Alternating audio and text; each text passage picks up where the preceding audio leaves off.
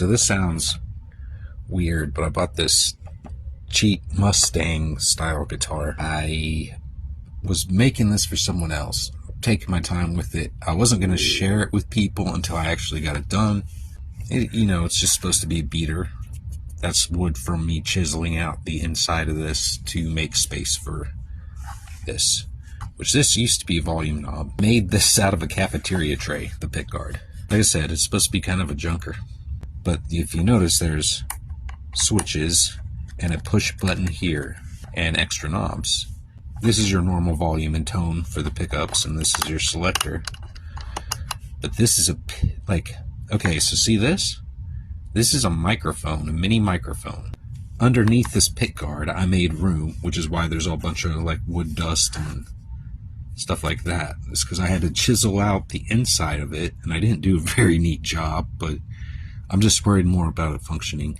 And it's a mini lo-fi sampler. So you record whatever from this little mini mic here, and by holding this down and you can speak in there, or if you hit a note and you're letting it ring out, you can sample that note. Like if your amp's loud enough, whatever you want. What I was doing was beatboxing, holding this to record it, and then this right here is the switch that plays it, and I had it set up where you click it on and it'll play it, and if you shut it off, it just plays it, though it'll interrupt it. But if you leave it flipped up, it'll loop it. What I was trying to do, and I had it working briefly, but I decided I needed to do something different. I'll get to that in a second. I was beatboxing, making a beat, really just gross sounding, because it's a lo-fi sampler, so there's a bunch of background noise and everything else, but it sounded really cool. And I could change the pitch of it, make it which changes the speed, so I could go high, fast, low, whatever I beatboxed. And with the pitch pot that I put in it, you get about 10 seconds of recording time. And this was, like I said, the volume at one point. It wasn't louder than the pickups, which I yanked these out of a Squire that I had, which was better than what was in it, because this is like a $70, $80 guitar or something. I mean, I just wanted it to function, like I said, and it's supposed to be like an experimental thing. I decided to put a little miniature amp through here, and I made this space and put a little tin thing here because, let me see if I can get it. Okay, so this is a miniature amplifier chip. I don't know if it'll focus.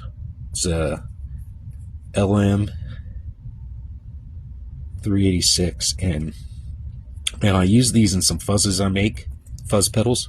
I'm going to make little miniature amplifiers out of them. So I decided to get rid of the master volume for the sampler and have the sampler going out to this little mini amplifier unit, as they both share this output. Boost the signal of the sampler. Should be able to even it out. Might make it more gritty, might make it more gnarly, but again, experimental guitar. Partially why the control plate is made out of or the pickguard's made out of a cafeteria tray. If you notice the shaft here, and how thick this is, the threads aren't enough for me to bolt it in, so I made this to where I could thread it. And yeah, it doesn't look neat, but again, I'm thinking more about function, and worst case scenario, I just buy another cafeteria tray and do it again, because it's cheaper to buy a cafeteria tray than more pickguard material. Who would have guessed? Yeah, so this would be like an amplifier, which would be like a volume, because all the way down you wouldn't get anything from the sampler. And pitch, volume, tone, record, and play/loop. Still working the kinks out. I had it working, like I said, with just a master volume, but the output of the sampler is not the same. At a distance, the pickguard don't even look bad, but you get up close, you see some wonkiness. But again, it's like, this is pure experimental weirdness. Like, this is what I like doing. Weirdness, just pure weirdness. So yeah, I thought that was cool. When I get it done, which I think I have all the parts to get it done whenever I feel like working on it, but I was working on a couple other things, which I guess I can show. I'll show it eventually, but yeah. So that's kind of a neat thing I've been working on. I need to finish my 4-channel sampler and some of the synths I've been building. I've been pretty kind of lazy. Been building guitar. I'm working on 2 Telemasters, like Jazzmaster Telecaster hybrids. One of them's got a Danelectro pickup in the neck, which should be neat. And the other one I haven't picked out pickups for, but I got all the hardware and parts, and I've been working on their necks. I had to shape the necks. They had paddle head stocks. Like, I bought like raw necks with no shape, so I made them look all fendery. Tried my best to. A sampler guitar. I thought it was a cool idea, you know, in theory. Who knows what it'll be like once I'm done with it. Like I said, I already had it done and it didn't work the way I wanted it to. We'll see when I get the amplifier thing chip in there. I have to change the amount of batteries. The sampler can run on 2 AA's, but I've also had them run on like 3 to 4, and it doesn't hurt it. I know that the amplifier chips that I've been using, they at least need 5 volts, I think. To get pretty close would be 3 AA batteries would be like 4 point something volts, but it's enough to operate it. Like, nothing is ever perfect when you think about it. Like, you know, like say you have a pedal and it runs off 9 volts, like the more you use it with a battery, it's draining that voltage. So your pedal still functions if it's not a full 9. Like when I have made pedals out of like kids' toys and stuff, or circuit bend things, and I want it to run on a 9 volt power supply, I use these mini buck converters, and you put them in there, and they have this little pot in there. You get a little screwdriver, and before you solder it to the circuit, you adjust the voltage.